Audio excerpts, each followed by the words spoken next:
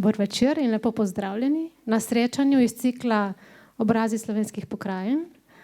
Obrazi slovenskih pokrajin je spletni biografski leksikon, ki ga ustvarjamo Slovenske splošne knjižnice.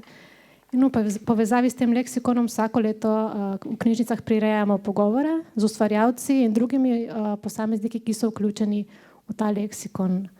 Danes obeležujemo Svetovni dan poezije, zato smo se odločili, da bomo v goste povabili pesnika Davida Bandlja. David, hvala, ker si se odzval. Hvala tebi za povabilo, Maruša. Tako da pesnik v pogovoru s pesnico, tako da je dvojno, ne, danes. Hvala. David ni samo pesnik, je tudi glasbenik, dirigent, zborovodja, prevajalec, publicist, profesor, literarni zgodovinar, mogoče. Tisto malo manj. Ja.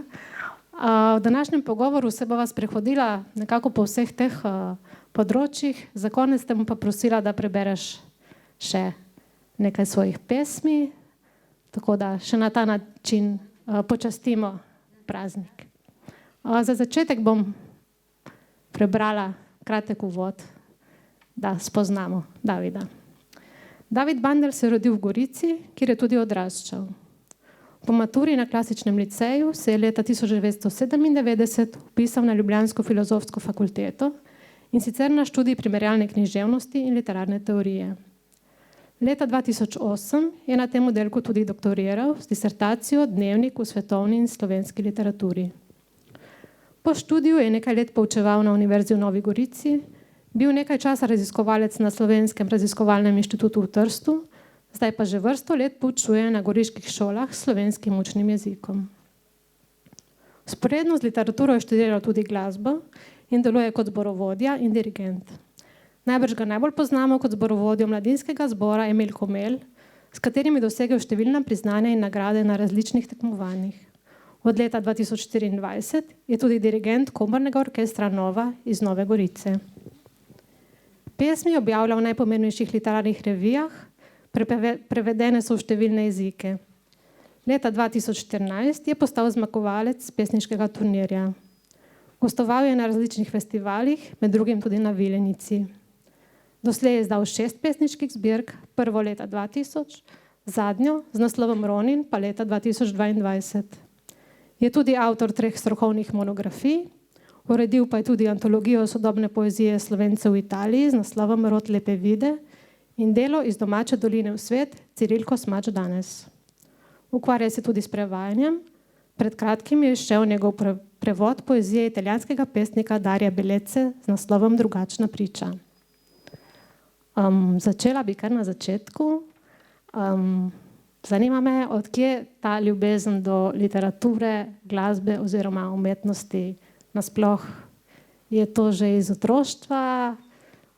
So bila pomembna šolska leta, oboje skupaj ali mogoče kaj tretjega? Najprej dober večer vsem. Očitno poezija še privablja ljudi, kar me veseli. Tvoje vprašanje je malo zagonetno, ker ne vem odgovora pravega. Verjetno se je to gradilo sproti. Vem, da bral sem veliko že kot otrok. Očitno mi je izražanje z besedo mi je leglo, nekako, bolj kot matematika. Tako da iz tega vidika sem bolj vzljubil recimo jezik in to, kar je implicira. Tudi glasbo sem začel študirati že kot otrok, tako da nekako sta se ti dve zadevi prepletali. Potem je po mojem precejšnjo vlogo igrala šola, ki predvsem recimo profesori slovenskega jezika, ki so spodbujali nas k branju in tudi k branju poezije. Potem nekako smo tudi med sošolci radi posegali potem, da smo najprej imitirali določenega pesnika, ustvarjali nekaj in to se je rodilo in sem poskusil tudi s pisanjem pesmi. To se je potem gradilo, potem sem izbral tudi tak študij, ki je to spodbujal, kot dobro veš, kaj z Marušo so bila namreč sošolca na faksu. In to, mislim, nekako vse te silnice so se rodile tako, da so mi omogočali, da sem ustvarjal. Ali je to prirojeno ali pridobljeno, še zdaj ne vem, ampak sem hvaležen, da je tako. Se pravi, da si zelo zgodaj že začel pisati v srednji šoli? Ali? Ja, nekako tam pri 16 letih mislim, da so se prvi poskusi pojavljali. Prvi mal bolj resne pesmi, ki so tudi potem tudi šle v kasnejših zbirkah, so se pojavljale tam pri 18 nekako. Ko misliš, da ti je vse jasno takrat, ne? Oziroma, ko iščeš eno svoje mesto v svetu. V resnici ni nič jasno, ne? Ampak to zveš potem, ko si dal nekaj skozi, ne? Ampak takrat recimo takrat sem začutil potrebo, da izrazim tudi z besedo nekaj in je bila poezija najbolj neposreden način, ne? Ja, tudi s prozo sem se poskusil, ampak za tisto je potrebno več časa in ga ni bilo nikoli dovolj. Zdaj, prvo zbirko si izdal pri 22. Zanima me, ali še prebiraš te svoje prve zbirke ali raje ne in kakšne občutke in kakšne misli note prevevajo, če to počneš? Recimo, da za prvo zbirko je malo kriv Mari Maver v zvezi z že pokojno Ivanko Hergold, ki sta mi ponudila pač, da bi objavila mojo zbirko pri Tržaški mladiki. Potem, ko sem mislim, da zmagal na tečaj. In takrat seveda za mladega neuveljavljenega avtorja je bilo to kakor odkriti zlato žilo, ne? Ampak sem z veseljem takrat sestavljal to prvo zbirko, ki je bila res zbirka pesmi, pravzaprav ni imela ene tematske zaokroženosti in sem pač moral izbrati tisto, kar se mi je tedaj zdelo vredno, da bi šlo v knjigo. Zdaj, po 24 letih, recimo, da je že en lep čas, ker ne sežem po tistih knjigah. Verjetno tako, kot se ne radi spominjamo grehov iz mladosti, ampak še vedno jih ne obžalujemo preveč ali pač, ne. Tako da, ne vem, moral bi spet odpreti zadevo, pogledati in reči, ok, to je bilo v redu, to pa ni bilo v redu. Tako da, ne vem, vem, da sem zamenjal poetiko, to ja. Ampak morda za takratni čas je bilo pomembno, čeprav še vedno mislim, da verjetno je bilo prezgodaj. Ampak rečemo, to je ratalo, tako da očitno je bilo prav, da je ratalo. Nekaj si že sam omenil, da si spremenil poetiko in da si takrat pisal pesmi. Zanima me, kako pišeš zdaj? Pišeš pesmi ali pišeš zbirke? Po tretji zbirki, mislim, da je bil to Odhod, ki je nekako skoraj preroško napovedal, da odhaja en del mene in se prihaja nekaj novega. So me začele določene teme bolj zanimati in sem se bolj kot posameznim pesmim približal posameznim temam. In od tedaj recimo, da razmišljam bolj v tej smeri. Me neka tema nekako ali zintrigira, ali zmoti, ali zbode. In se jih začnem posvečati. Oziroma, tako sem delal. Zdaj je že čas, ko je pesniški molk, ampak je tudi to prav. Tako premlevajoč posamezno temo se ti potem zasvita ena oblika širša in recimo, da zadnji dve pesniški zbirki sta dejansko bili napisani kot zbirki, nista samo neki zbor pesmi, ki so nastali v določenem času, kar prejšnje tri so, ne, v bistvu. In se mi zdi, da je to zahteva od človeka malo več truda, malo več eno pot mu daje, eno formo, ki nekako omogoča, da razmišljaš v določenih okvirih, v določenih ti onemogoča, da bi izšel iz predmeta in te drži bolj priklenjenega na eno stvar, ne. Se pravi, si bolj ustvari, se te bolj dotakne, te bolj predre in gre skozi tebe nekako, ne, to. Ta tematika, iz katere se potem nekaj rodi, ne. Ali to pomeni, da v tem času, ko pišeš recimo eno zbirko, ne pišeš še kakšne druge pesmi, ali je to, ki nimajo povezave z zbirko? V bistvu ja, zato ker recimo pri zadnjih dveh zbirkah sta na nek način nastajale paralelno, zato ker je 11 let in pol tišine, ta zbirka, ki upoveduje recimo holokaust, je nastajala 2 leti. V tem času, ko sem to zbirko že urejal in jo zaključeval, se mi je odprl nova tematika, ki je potem rodila zbirko Ronin. In kolikor je nastajala recimo 11 let in pol tišine v 2 letih, je Ronin nastajala v zanimivem časovnem razponu. Prva pesem se je rodila nekje enega januarja, potem nič in po enem letu, v enem mesecu je nastajala cela zbirka. Tako da v bistvu dve temi so se prepletali. Kasneje je še ena zbirka nastajala, ne vem pa če, oziroma nastala, ne vem pa če bo ostala v tisti obliki, kot je. Neki ideji za neko novo so se pojavljale, potem pa je sledil umavk in zdaj čakamo, da se spet prižge.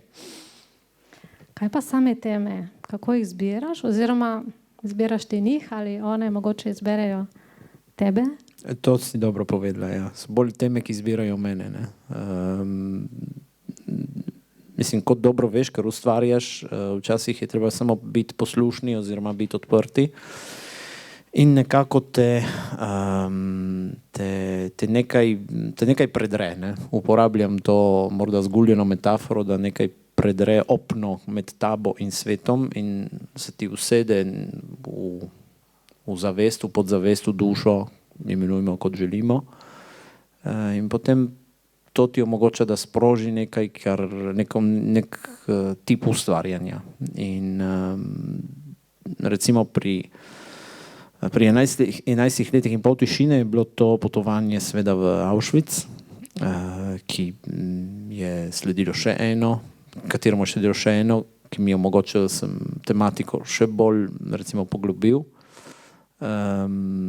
Pri Roninu pravzaprav je tematiko sprožila zgodba o 47 samurajih oziroma 47 Roninih. Ne? Za drugo, morda kakšne prebliski, kako upesniti pravzaprav v sodobnem svetu neko čisto metaforo. Ne vem, je težko analitično govoriti o poeziji, ne? Si predstavljam, da razumeš. Tako. Ja, zelo. Zdaj v zbirki 11 let in pol tišine si že velikokrat govoril, tudi tle v knjižnici si imel večer. O Roninu si tudi zdaj nekaj povedal, mogoče še kaj o naslovu, če bi... Ja, Ronin je pravzaprav oznaka za samuraja, ki je ostal brez gospodarja. Različni so razlogi, zakaj je ostal brez gospodarja. Zgodba o 47 Roninih, ki so ostali brez gospodarja, zato ker je bil ta prisiljen narediti časten samomor, zaradi tega, ker je razžalil drugega, sebi enakega. Samuraji so pravzaprav bojevniki iz japonskega izročila. Beseda samuraj sicer pomeni služabnik, ne, kar implicira eno zelo široko paleto razmišljanj o tem. In ko sem razmišljal o tem in o japonskih prav o tem svetu samurajev, o bushidu kot poti do spoznavanja, sem se seveda tudi zanimal, dokumentiral, bral. In je nastala ta zbirka, ki šteje natančno 47 pesmi, prav za vsakega Ronina eno. Zgodba je sicer malo različna, ker teh 47 Roninov se je zbralo in odločilo, da bo svojega gospodarja maščevalo. Ko so to naredili, so potem obredno storili vsi ta znamenit seppuku oziroma samomor, razen enega, ker je moral, so izbrali enega, da je lahko zgodbo pripovedoval naprej. Ne? Jaz sem to zgodbo potem postavil v en metafizični okvir. Ne bom preveč razkrival, ker avtor ima ponavadi eno intenco, bralec pa je prav, da si ustvari svojo. Tako da, če ste bralci segli po knjigi, je prav, da vas nagovori sama, brez mojih spoilerjev nekako. Ronin je tvoja zadnja pesniška zbirka, je pa izšla pred kratkim še ena druga knjiga. To je tvoj prvi knjižni prevod, ki je izšel prav v knjigi, pesnika Darja Belece. Knjiga ima tudi izčrpno spremno besedo, v kateri tudi sem izvedela, tudi jaz se v bistvu s prevajanjem ukvarjam že dolgo. Jaz sem mislila, da je to neka novejša tvoja aktivnost. Kako si pravzaprav začel prevajati? Recimo šola, ki sem jo obiskoval, sicer klasični licej, nas je učila pravzaprav odnosa do filoloških tekstov, ker smo tam prevajali seveda iz grških in latinskih avtorjev. In ta nekako imprinting, ki mi ga je šola dala, je potem ostal. Predvsem, ko sem prav Darja Beleco kot pesnika spoznal v svojih študentskih letih in ugotovil, da v slovenščino ni bil še preveden. In takrat mislim, da sem začel tako malo za šalo, malo za res poskusiti prevajati nekaj pesmi. Sem jih pustil tam, pokazal Jolki Milič, ki mi je rekla, da ji prevedi raje sebe kot koga drugega. Ampak Jolka je bila pač taka, ne.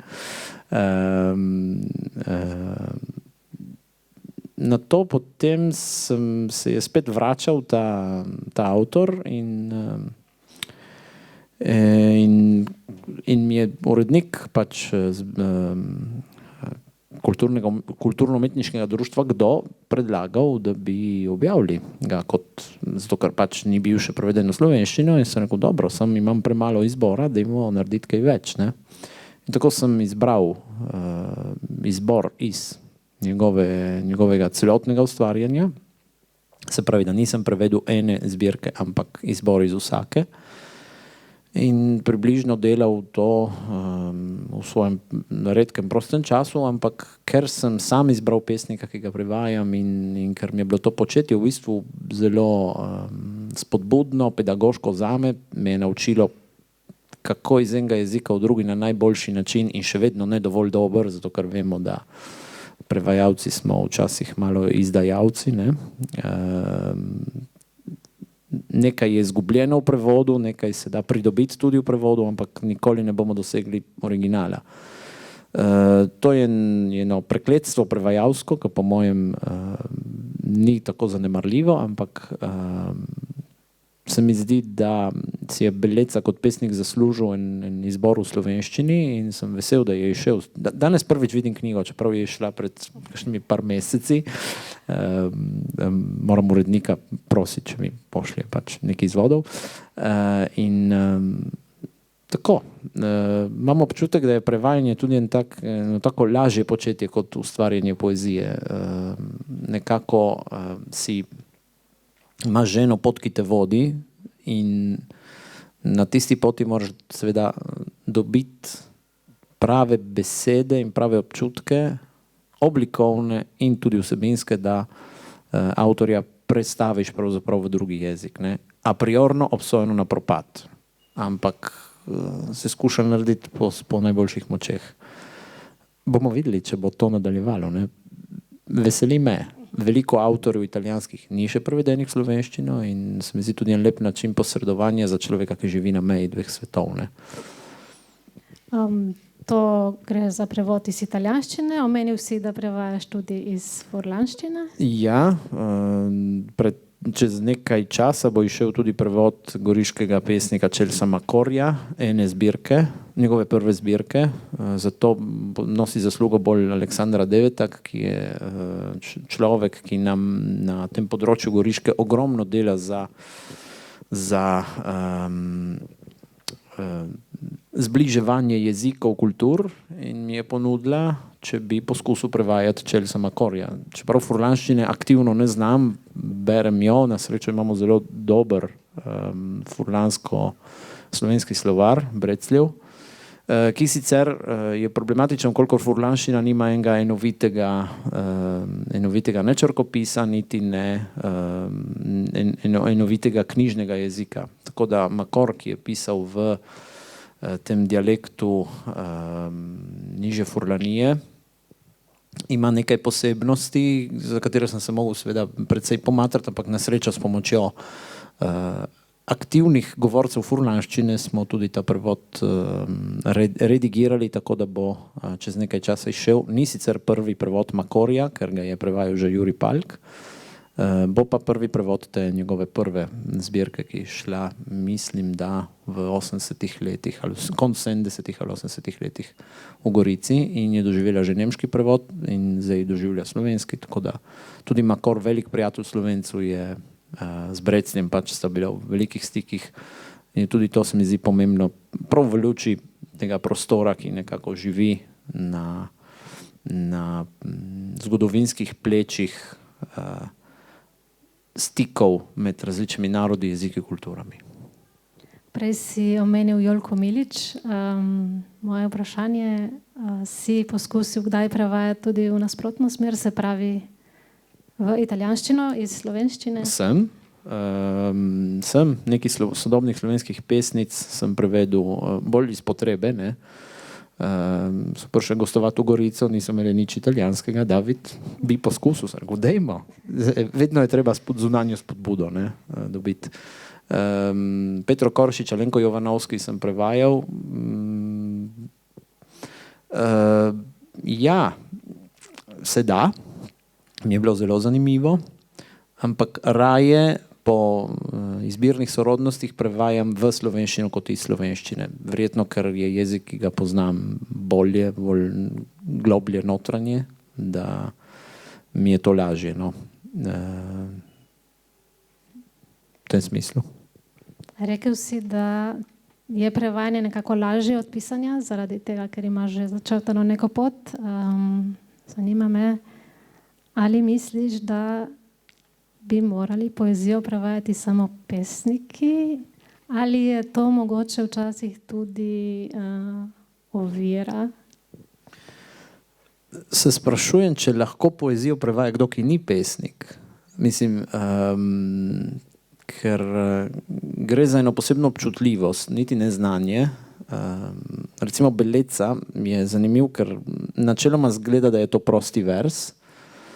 Ko greš malo boljše pobrskati, v bistvu vidiš, da ima eno zelo prosto, ampak precej jasno tudi določene oblikovne značilnosti in neke notranje rime ali asonance ali celo ritmično ponavljanje verza, ki deluje na prvi pogled kaotično oziroma neenotno. In potem, ko sem prevajal slovenščino, najprej to me ni recimo bremenilo. Ko sem potem delal to, kar rad delam s prevodi, in sicer, da mi nekdo bere original in jaz z očmi sledim svojemu prevodu, če to potem štima, sem zaznal, ko mi je nekdo drugi bral, to značilnost ritmično. In potem sem rekel, ok, očitno obstaja, jo je treba tudi malo detektirati in dobiti v slovenskem jeziku. Sem poskusil s tem, nekaj stvari je tudi bilo zares takih kosti zaglodati, ne? Tako da včasih pri eni krajši pesmi sem več časa se moral pomuditi za dobiti prave izraze, pravi način, pravi naboj, kakor ga pri kakšni drugi malo bolj prozaični, ne. Tako da ne vem, če je prav, da samo pesniki prevajajo poezijo, gotovo pa je prav, da tisti, ki prevaja poezijo, ima tudi poseben odnos do nje, oziroma da jo vsaj bere, da ve, čemu gre naproti, ker kot pravim, sem bil malo pahnjen v to. Pred časom je tudi Jernej Šček za lastne študijske potrebe prosil, če mu prevedem par sonetov iz italijanske renesanse. Sem rekel, Jernej, bom poskusil, ne morem zagotavljati, ampak to je bilo tako zanimivo početje, ker si imel še obliko, sonetno obliko, na katero si moral seveda paziti. In to je ko reševati sudoku. Tako da iz tega vidika mi pomeni neko sprostitev, ne? Čeprav gre ogromno časa, ampak To je tista dilema med zvenom in pomenom. Ja, ki sva jo oba poslušala, seveda, ko naju je Borislav Novak pač učil. Borislav Novak, seveda pesnik, ki zelo dosledno spoštuje tudi obliko, kot on jo imenuje, da je oblika pač ljubezen jezika, ne? Se pravi forma kot že neka vrsta poetike, ki ima svojo logiko, seveda, ampak tudi sam sem, zato da sem prišel v prosti vers, moral iti skozi fazo, ko je bilo treba pisati sonete in rime, zato da si sploh videl, da si v obrti vešč. Ne? Si nekje v svojih mladostnih zapisih, ki jih bom sežgal pred smrtjo, je tudi sonetni venec, ampak je bilo samo kot vaja, seveda. Ne? Ne bojiš se pa, ko prevajaš, da bi bilo v prevodu preveč tebe pesnika, da mogoče da prestopiš tisto mejo, oziroma si dovoliš preveč svobode?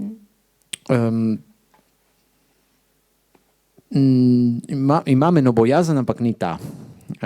Zdaj, najprej odgovorim na tvoje vprašanje. Sicer, da tega se ne bojim, kolikor sem imel v tem smislu zelo strogo učiteljico, ker Jolka Milič je bila zares stroga učiteljica.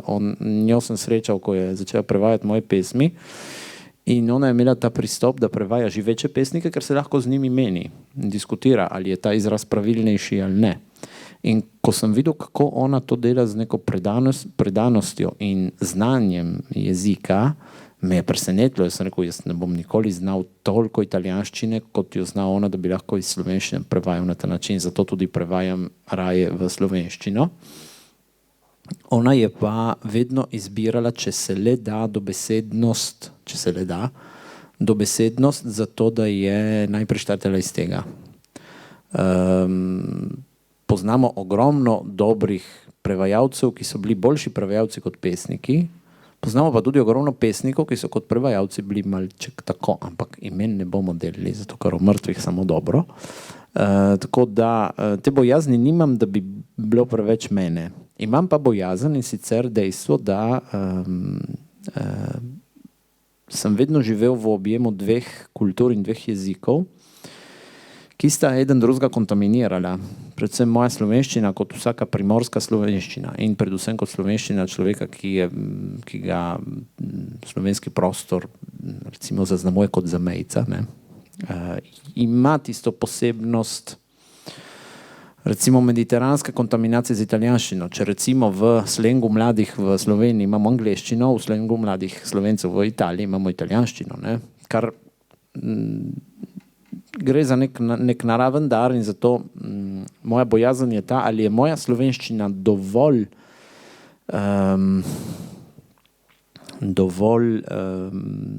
žlahtna, da bi se osvobodila tega mediteranskega pridiha, ali ne. In s tem dvomom po mojem bom ostal do smrti. Ampak pri Bellezzi je bilo malček lažje, zato ker on je rimski pesnik, ki ima ogromno rimskosti, ogromno te mediteranskosti v sebi, in zato je bilo verjetno malo lažje. Samo predstaviti to mediteranskost v slovenski jezik je razumljiv od milj do Lendave, je bil tisti težji moment v svojem pristopu k prevajanju, ko sem rekel in če bi raje pustil stati in se ukvarjal z vrtnarstvom. In tako da, ne vem, ti dvomi so me prevevali. Kot pravim, verjetno se jih ne bom rešil.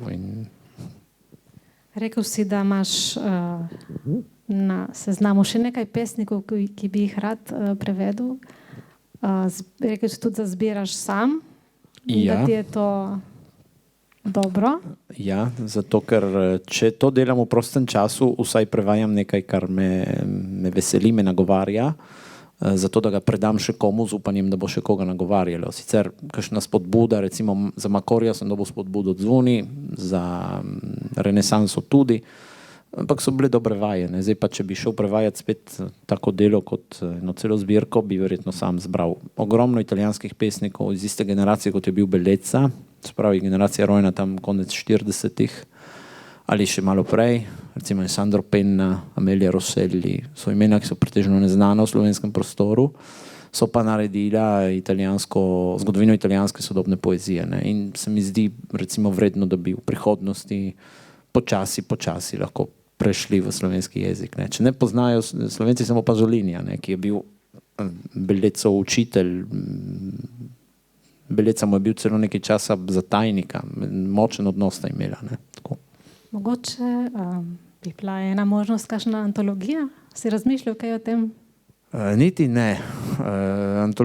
Antologije so vedno problematične. Ne? Ključ, kako izbrati ta boljše, ali vsaj cvetobir, ko se enkrat pravlja antologijam, je vedno odvisen od redaktorja. Ne? Ali daš res vse, samo ko daš res vse, zna priti nekaj zelo širokega, nekaj brezbrežnega. Ne? Posebno, če gremo recimo v italijansko poezijo od do. To je ogromno. Ne? Zato recimo za antologije bo morda prišel čas, ampak ne bo kdo drugi delal. Če zdaj preideva od besede k zvoku oziroma glasbi, povedala sem, da si glasbenik, zborovodja, dirigent. Zanima me, kaj ti daje glasba, česar literatura ne more dati in obratno mogoče? Se niti ne vem, če gre za kompenzacijo ali čisto za dve paralelni življenji, ki sta se pri meni vedno prepletali. Ko sem tudi izbiral študije, sem kolebal, ali grem na akademijo za glasbo, ali bom šel na književno študirati. Potem, ker sem len, na akademijo za glasbo je bilo treba vstopni izpit narediti. Potem sem se raje odločil za književnost. Zdaj me malo mika, da bi šel spet v tiste vode, tudi študijsko. Morda se bo zgodilo, ne vem. Je pa... Kot pravi, ne gre za eno kompenzacijo, se pravi, ni da mi poezija nekaj da, kar mi glasba ne, ali obratno. So obdobja v življenju, ker mi je ena bolj blizu, oziroma kjer mi daje tisto energijo, ki v tistem trenutku potrebujem. In nekako uporabim eno tako kulinarično metaforo, kot fižolko vre, eden pride gor, drugi dol, in tako da se prepletata vse skozi. Že od vedno v bistvu. Pravzaprav z glasbo sem začel že prej, ker se moraš naučiti sploh prebirati so črtovje in igrati. In potem poezija je prišla kasneje, se prepletata in ja, zborovska pesem je tisto, kar dejansko združuje obe. Je pa, morda mi je poezija pomagala, da pri svojih izvedbah ponavadi vedno štartam od besedila. In če besedilo in glasba sta dobro povezani, potem se da lažje interpretirati. Oziroma lažje prepričati 30 mladih deklet in fantov, da interpretirajo na tak način. Pa misliš, da bi bila tvoja pot kako drugačna, če bi takrat izbral akademijo, če bi šel delati sprejemne izpite? Vprašanje za $1 milijon. Ne vem. Če je tako, kot je, očitno je prav, da je tako. Sicer sem se že spraševal, kaj bi, če bi, ampak ostaje vse na ravni hipotez ali poezije, če hočemo. Kot zborovodja delaš z mladimi, zelo veliko. Z mladimi delaš tudi kot profesor, poučuješ literarne predmete in zgodovino? Ja, v bistvu habilitiran sem za poučevanje slovenščine, zgodovine in latinščine, trenutno samo slovenščino. Slovenščino, se pravi jezik in književnost. Ja. Kako pa je delati z mladimi danes in kakšen je njihov odnos do literature, do umetnosti nasploh? Je samo en problem. In sicer dejstvo, da se to dela v šoli. In šolo mladi jemljajo seveda kot nekaj imponiranega, kot sistemskega. In mladi, če so mladi, se morajo upirati tej sistemskosti, zato pač se najdem na tisti strani, ko jih moram tudi spodbujati, naj se upirajo sistemu, ki jih želi nevedne oziroma ubogljive. Ampak sistem je močen v tem, zato ker jih je ovira tudi nas učitelje, da na koncu moramo vedno napisati eno številko, ne. Kar pa večkrat ne jemlje celotne palete posameznega mladega človeka, njegovih umskih, čustvenih in tudi kritičnih sposobnosti, ne. Tako da to je težko ocenjevati. Žal sistem ne omogoča neocen. Se borim proti temu, ampak je Don Kihotovsko. Zato skušam pač mlade privabiti k doživljanju umetnosti. V šoli je malo težje, zato ker pač to jemljajo kot obvezo. In se je treba malo bolj potruditi, oziroma včasih kakšno skalo prevaliti na vrh hriba. In potem, ko se ustaviš samo, da bi zadihal, se skala prevali nazaj, se vrneš in rata malo sizifovsko početje, ampak še vedno potem, če samo enega teh mladih, ki pridejo skozi tvoje pedagoške roke, navdušiš za to, pomeni, da je bilo vredno, ne. Recimo pri glasbi je malo lažje, ker se oni odločijo za to in torej jim gre za en osebni interes. In opažam pa, da je dovzetnost mladih za umetnost zelo velika, kljub temu, da se zdi, da ne. Morda zato, ker jih je družba prisilila v to, da so manj sposobni izražati svoja čustva. Ampak ne gre samo za čustva, gre prav za eno pomanjkanje enega orodja. In sicer tehnologija nam je marsikaj prišparala, oropala pa nas je radovednosti, imamo vse pri roki, na klik, ampak si ne zapomnimo, ker imamo zunanji pomnilnik. In to je problematično. Mi, ki smo še generacija, ki smo morali po knjigah brskati, je bilo treba iti v knjižnico, si sposoditi knjigo, si pregledati, si zapisati, potem jo vrniti in potem, če si pozabil zadevo, narediš še enkrat cel proces, to je bilo preveč. Je bilo lažje, da si zapomnil in si dejansko možgani imel malo bolj natrenirane. Opažam, da mladi zdaj tega ne delajo več, ker imajo vse pri roki. Je to dobro, je to slabo, ne znam se opredeliti. Kot pripadnik ene generacije, ki je že starejša, oziroma je srednja, ne, da se ne bomo imeli prav tako za. Opažam, da je že različna od mojega pristopa, od našega, najnega verjetno. So pa bolj spretni v določenih zadevah, kjer mi nismo. Tako da, ne bom gledal samo slabo v mladih, ni prav.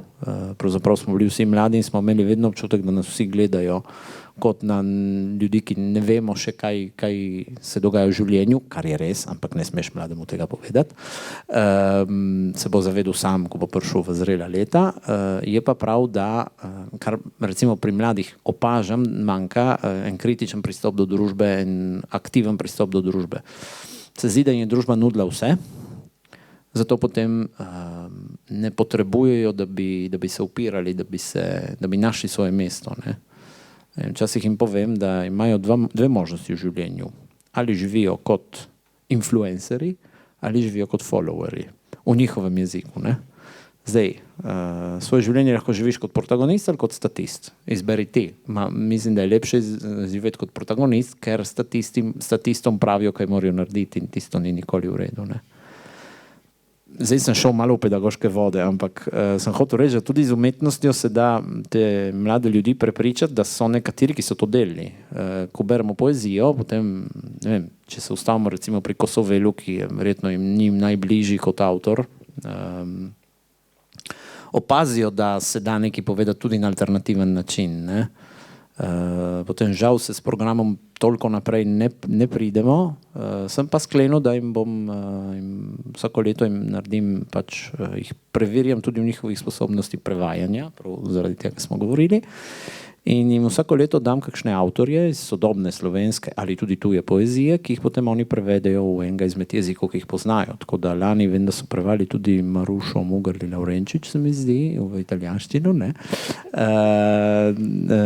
Letos pa, ker imam večji razred, so mi prevajali tudi v španščino, v hrvaščino, v angleščino, v italijanščino ali iz italijanščine. lani iz angleščine, enega kanadskega avtorja, s katerim sva se spoznala na Viljenici, je bil tako navdušen, da je moj dijakinji predlagal, da naredita celo zbirko. Tako da to so majhne zadoščenja, za katero opaziš, da literatura vendar ima en smisel, ne? Tudi v svetu, ki nas skuša oropati tega, kar je lepo in v bistvu tega, kar ne daje nobene funkcionalne ali materialne vrednosti. Ne? Poezija nima materialne vrednosti, umetnost pravzaprav ne more imeti materialne vrednosti, vsaka materialna vrednost je vedno premalo visoka za vsako umetnost. Ne? Ko tako govoriš, se mi zdi, da si ti našel način. Prej si rekel, da si vesel, če enega navdušiš. Jaz mislim, da ti več kot enega navdušiš. Pred kratkim je v Novem glasu bil en intervju s mladim profesorjem Tadejem Pahorjem, ki so ga vprašali pač o njegovem študiju, kako se je to odločil, in bi zdaj kar prebrala en delček. Mlad gospod je nameraval vedno študirati medicino, ne? In potem, kaj se mu je zgodilo. V 2. letniku klasičnega liceja pa se je zgodilo, da smo mesec dni imeli suplenta, profesorja Davida Bandlja. On nam je predstavil slovenščino na drugačen, poseben način. Znam nas je nagovoriti. Predstavil mi je smisel študija slovenščine, zakaj jo je treba študirati, jo negovati in posredovati, poskrbeti, da se je drugi dobro naučijo. Tako sem se začel vedno bolj premikati v smer leposlovja in slovenistike. Že v mladih letih sem sicer imel rad leposlovje in književnost, bral sem v glavnem klasike. Teden pred vpisom na univerzo sem torej dokončno odločil in izbral fakulteto za tuje jezike in književnosti v Trstu. Njegova je torej zasluga, da sem izbral to pot. Ja, potem sem v hecu, lani sva bila tudi kolega na šoli, potem sem mu rekel, zdaj se moram počutiti krivega, da si ti izbral to ali kaj. Pa rekel, ne, mislim. Ko sem to prebral, moram reči, da mi je kar tako, me je malo pobožalo po duši, da očitno, če nekdo je našel svojo pot, ki je tudi življenjska, pravzaprav poslanstvo ali pot, lahko umrem srečen. Ne? Mislim, sem en kamenček v mozaik postavil in je to veliko za današnji čas. Tadej je tudi tako, bil moj pevec potem pri zboru in so bila kolega, človek, ki je globoko začutil poslanstvo poučevanja, za katerega mislim, da danes ne moreš v te vode, če ne čutiš zares enega močnega poklica, ampak klica, ne samo poklica, prav klica, ki je včasih, ko sem govoril o tistih skali, ki jo moraš pahati na ukreber in potem včasih se zdrkne, pa moraš spet gor in dol. Tako. Ko moji dijaki mi rečejo, profesor, je težko, rečem, in kaj je življenje lahko? Mogoče se vrneva še malo k poeziji. Najbrž, oziroma vem, da veliko bereš poezijo. Me zanima, če imaš priljubljene pesnike oziroma pesnice, take, katerim se vračaš skozi leta, ali raje odkrivaš nove pesniške glasove? Ja, če imam pri prozi priljubljene avtorje, pri poeziji pa je res težko bi koga izpostavil, ker zelo rad berem poezijo in vse skozi jo prebiram in znova prebiram in tudi, kot si rekla, odkrivam nova pesniška imena ali pa tudi odkrivam stara pesniška imena, pravzaprav, ker so pesniki, ki te začnejo nagovarjati v določenem obdobju življenjskem. Ne? S klasiki se ukvarjam pač poklicno, tako da tudi kakšen klasik te lahko zna fajn zmigati, predvsem, če se njegova poezija zelo spoji z zgodovinskim trenutkom, v katerem bereš danes avtorja. Ne? Recimo Stritarjevi Dunajski soneti, ko sem jih pred kratkim prebiral, sem rekel, wow, to je za 21. stoletje pravšnje, ne? Sveda s primerno oddaljenostjo, očitno določeni ciklusi se ponavljajo v zgodovini in pesniki služijo tudi temu, da se jih lahko zavedamo vnaprej. Ne? Bi delal krivico komu, če bi rekel, da rad berem, da ga rajši prebiram. tako da res nimam ene pesniške hit parade, berem pa rad sodobno poezijo, slovensko, vedno se kakšen dober nov glas pojavi, vedno kakšen preseneti, tuja poezija tudi ima svoj čar, čeprav je treba, mislim, večino je treba brati v prevodu. Recimo, pred leti sem se tudi navdušil za avstralsko aboriginsko poezijo, ki je tudi v slovenščini zelo malo prisotna. Skratka, se mi zdi, da o poeziji imamo še ogromno, moramo še veliko odkriti, ne samo kot narod oziroma kot jezik, ampak nasplošno, ker se poezija načeloma malo bere, ne, je zato veliko, ki jo lahko odkrijemo in ali nam da neko, zakaj ljudje berejo poezijo, je spet vprašanje, ne? Ali zaradi tudi terapije, ali zaradi umetniškega užitka, ali pač zaradi tega, ker jim pomeni kakšen moment obstoja oziroma da postanejo in se usedejo in berejo, ne? Tako da ja, ne bom delal imen. Dobro. Kaj bi pa rekel mogoče tistim, ki berejo knjige, ampak se nekako izogibajo poezije, pravijo, da je pretežka. Mislim, tlele v knjižnici vidimo, kaj se sposoja, kaj se bere. Ko se vrne en kupček pesniških zbirk, se jaz včasih pošalim in rečem, aha, David je bil v knjižnici, čeprav nisi edini, ne. To je malo tako v hecu. Kaj bi rekel, no? Kako brati poezijo? Iz šolskih časov smo naučeni, da je jezik funkcionalna tvorba, ki nam služi za sestavljanje sporočil. Ampak ni samo to. Pravzaprav je jezik ena velika umetniška tvorba, iz katerega se lahko, mislim, tako kot je kamen, v katerem kipar vidi že podobo, tako je za pesnika jezik, ki je pravzaprav oropan svojega dobesednega pomena in ustvarja nove podobe v naših mislih. Vsakmu, ki bi rad bral poezijo in ne ve, kje začeti, jaz bi mu prav zares z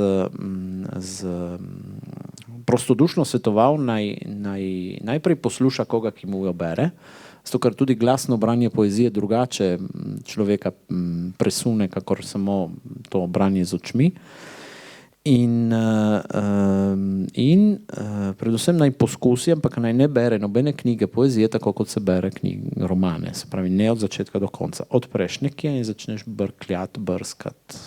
Prebereš 1, 2, 3, 4, 5, potem odvisno, kako te kaj nagovori. Morda te bo nagovorila ena, morda te ne bo nagovorila nobena. Morda boš potem spoznal, da posamezen pesnik ti ni toliko pogodu, boš šel poskusiti drugega ali drugo, ne. Včasih je naslov tudi tisto, kar te pritegne iz knjige in vidiš, kaj je.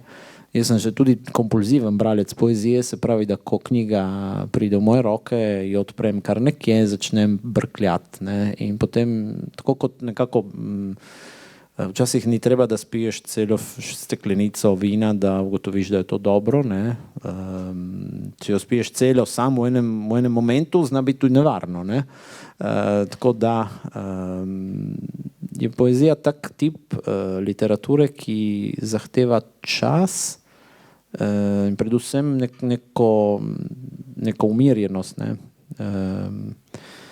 Vem, da za prozo, vsaj pri meni se dogaja to, da jo lahko bereš povsod, tudi ko se voziš z avtobusom, z vlakom. Za poezijo pa ne morem trditi tega. Rabim tišino za poezijo, verjetno je isto. Mora zveneti v človeku, ne. Če imaš povsod druge zvoke, ki znajo vplivati recimo na njo, je drugače, ne. In nič, poskusiti je treba, ne. Tako. Prav zelo kmečko. Zdaj si povedal, kaj potrebujemo za branje poezije, kaj pa ti potrebuješ za pisanje. Povedal si mi, da zdaj že nekaj časa ne pišeš. Ja, res je. Recimo je že več kot leto, kar ni ene kontinuirane, recimo, kontinuiranega izražanja na tem. Neki pesmi se je izpisalo, ampak so ostale tudi na papirju kot impresija, recimo. Da bi imel eno tematiko, ki bi jo raziskoval in gnetel, jo še malo čakam. Pravzaprav nekaj sem začel pred tem časom, potem se je nekje zaustavilo in ni dobilo rdeče niti. Bomo videli, ali bo kaj iz tega ali ne. Moral bi se siliti po nekaterih pravilih, ne, ampak ne morem, ker potem razumem kot nekaj prisiljenega, skoraj nečistega. Rebula je rekel, da siliti se v pisanje je tako kot nečistovati. Zdaj, impliciram veliko paleto pomenov ta nečistovanje, ampak se mi zdi, da potem je Evropano tiste pristnosti, tiste prvotnosti, prvinskosti, ki jo poezija v sebi ima, vsaj ko začenja, ne. Poprav me, če zgrešim, ker si tudi ti od meštirja, bi rekli pri nas, da začneš z enim verzom, ki se ti utrne nekje, in če imaš srečo in si pameten in priden, ga zapišeš, ne. Če imaš nesrečo, kot se dogaja v 90% primerih, ta vers pozabiš, ali zato, ker nimaš ničesar, da bi pisal, ali zato, ker si tik pred spanjem in ti tisti dober vers pride na pamet, rečeš jutri zjutraj ga bom zapisal in seveda splahni kot vse sanje, ki si jih sanjal. In kot so se prej pogovarjali, mi je bila všeč tvoja metafora, morda pa pride k komu drugemu in ga bo kdo drugi prevzel in napisal. Ne? Tudi to je čar poezije. Ne? Kaj rabim? Ne vem, če čas, mir, ne notranji, ampak zunanji prav, spodbudo zunanjo, kakor bi rekli domače, cebadov rit, ali kaj tretjega. Recimo, da se pustim, da bo tema izbrala spet, ne? Ali Tomaž Šalamun je rekel, da je začel tako, ker je bral pesmi Daneta Zajca in so te pesmi kot kamni padle nanj, in je začel potem pisati poezijo. Ne? Čakam nekaj takega, no, nekako.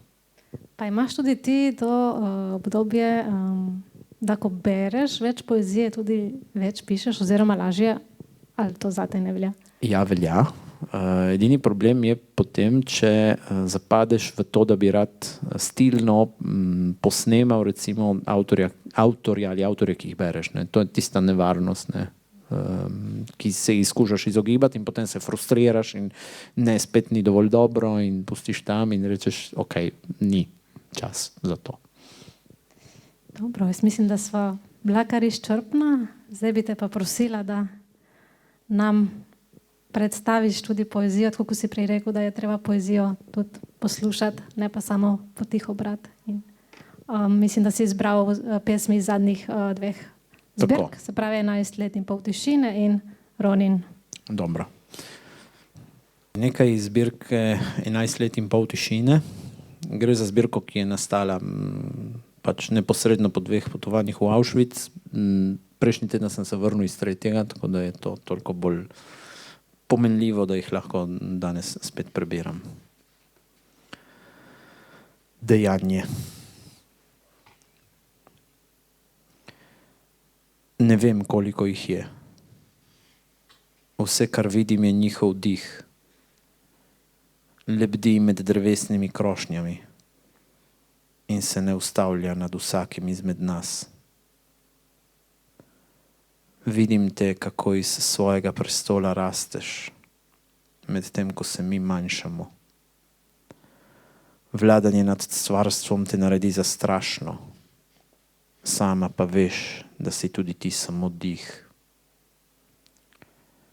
Iščem besede, da bi vse to prizemljil, a vse, kar imam, je varen spomin. Ni ga dovolj, proti toku je treba. Toda ti si tam in ni Lorencov, ki bi mi olajšali pot.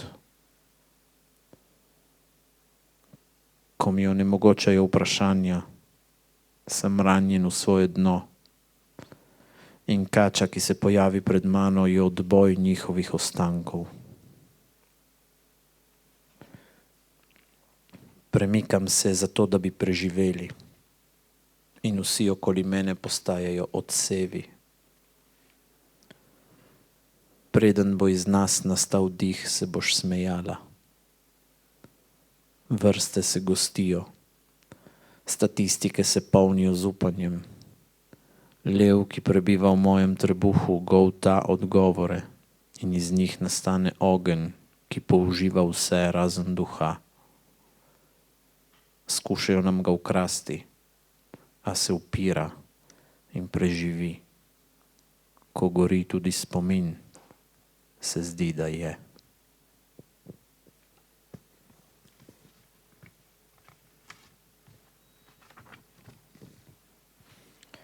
Živinoreja. Stopam korak za korakom, umirjeno, v vagon, ki zaudarja po tesnobi. Ženejo me pastirji, ki vedo, jaz sem samo mlado govedo. Več glav gre z mano, ob meni. Ko zaprejo vrata, se zrak začenja redčiti.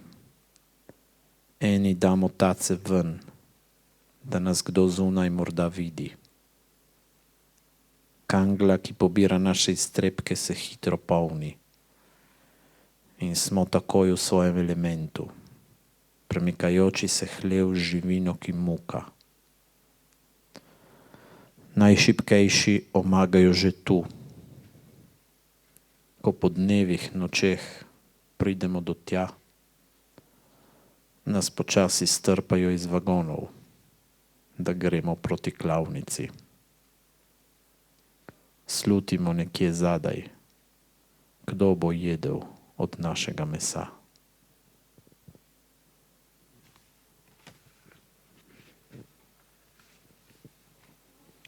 Obredi slovesa. Najprej sem buden, nato me začenja dušiti. Tedaj stečem tja in kopljem in rijem in prevračam zemljo, dokler ne potegnem iz nje vseh glasov. Enega za drugim spravljam na plan. Tiste bolj ohranjene dam na eno stran. Jih spet zagrebem, pognojim in takoj začnejo cveteti. One zlizane zadržim, jih naredim vidne, ohranim, dajem obliko na novo, jim odvzemam tišino in jih postavljam na oltar, na ta oltar.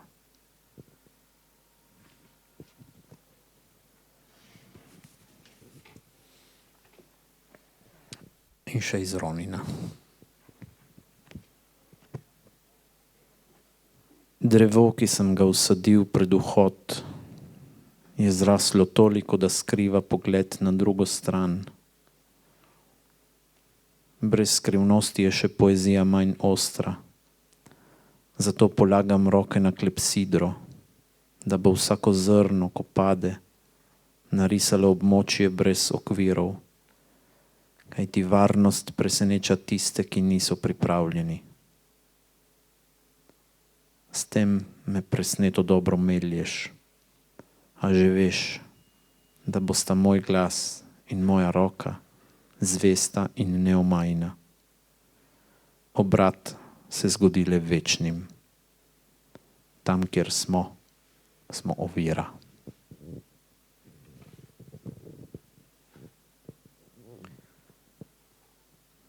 Stkan iz nezmožnega odrivam od sebe cvetove, ki padajo vame iz same nežnosti. Prekrhek sem za upor.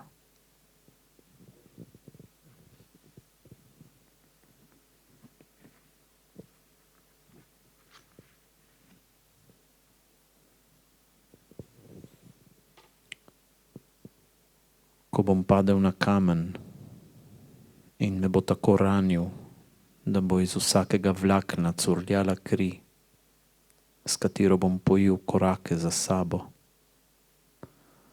Ko bodo kolena tako šipka, da bo vsak premik odmeval daleč naokoli.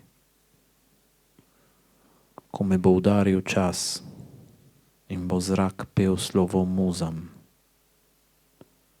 ko bom eden izmed.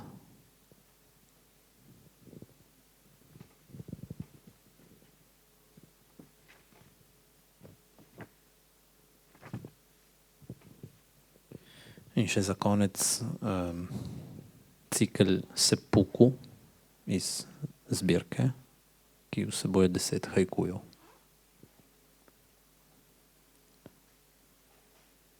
Sezuj si čevlje, kajti kraj, kjer zdaj stojiš, je sveta zemlja.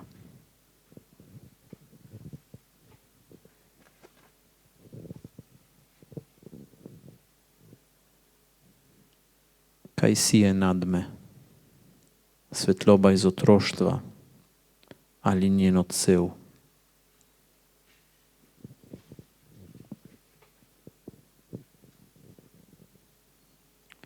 Gibanje je strel, kontemplacija njegov zadetek.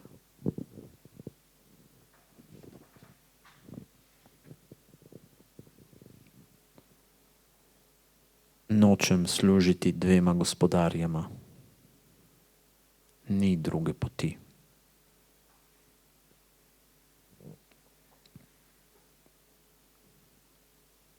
Klečim pred tabo.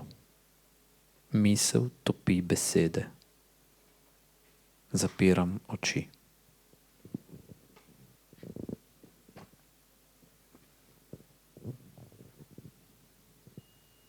Povlečem črto. Udarim v svoje bistvo. Tako sem slečen.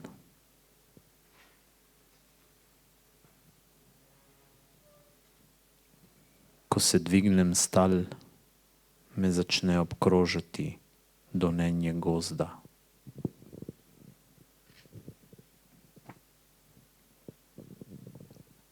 Gora je bela. Dvorim njeni lepoti. Postajam skala.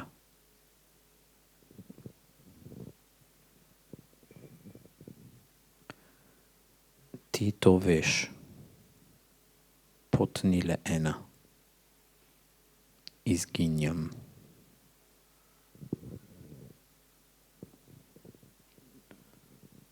Rože na dlani ponujajo semena za novo setev. Hvala.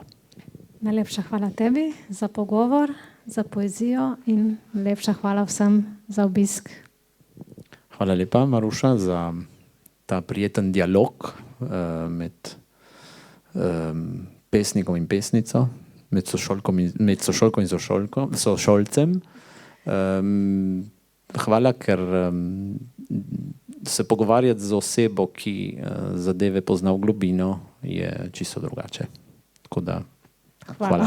Hvala tebi.